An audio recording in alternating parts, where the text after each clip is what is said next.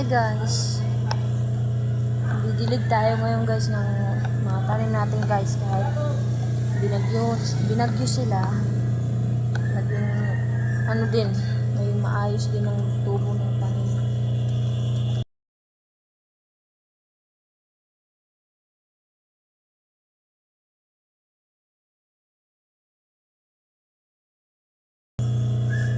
Papakita ko sa inyo guys.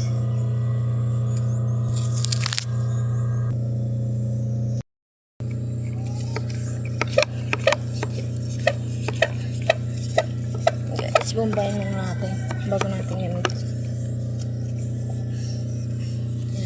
Tapos i-spray natin ulit. May pataba to, yung ginamit natin tubig guys, may halong pataba yan para maging din yung tanim natin yan. Yan lang dapat ang pagano niya.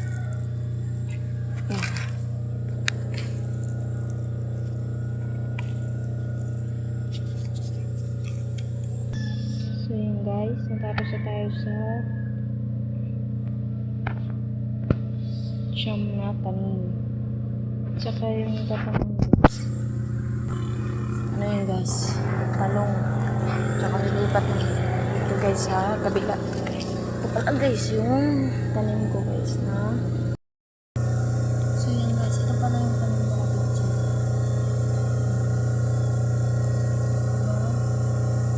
Ano siya guys, yung matay na siya.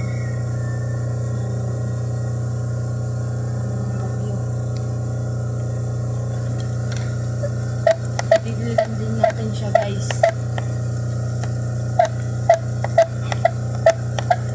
Lumpain muna siya natin guys para lumabas yung mga tubig.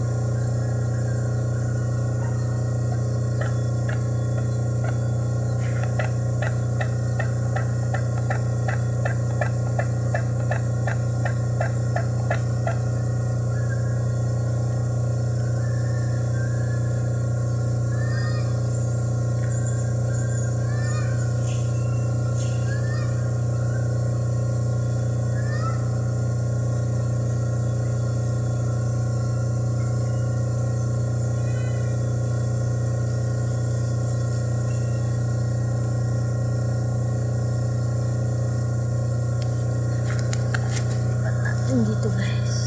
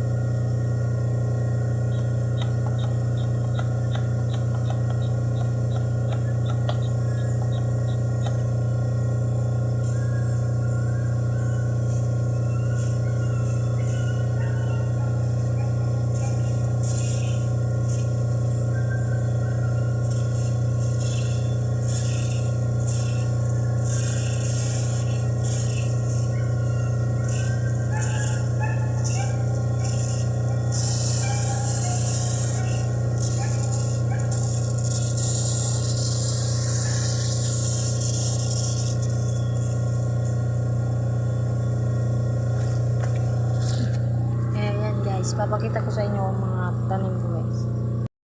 Yan guys, to. So, yung iba dyan guys, naputol tulad ng ito guys. Yan, naputol siya. Kasi nakanuhan ng dahon, tamaan. Yan. Yan guys. Pero kahit ganyan na yun guys, yan, tutubo pa rin yan. Yan, mabubuhay pa rin yan.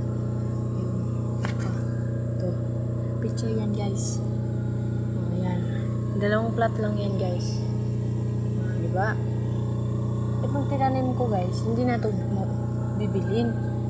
Pag pwedeng anihin na to, paglaki nito, meron na tayong gugulayin. Diba? Kaya guys, salamat sa suporta sa mga video ko, pero kahit konti lang yung kung sumusuporta sa akin, salamat pa rin dyan sa mga followers ko. Kasi hindi kayo nagsasaw manood ng mga reels ko, post ko sa FB. Pero salamat din. Okay. God bless you guys. Ingat kayo lagi.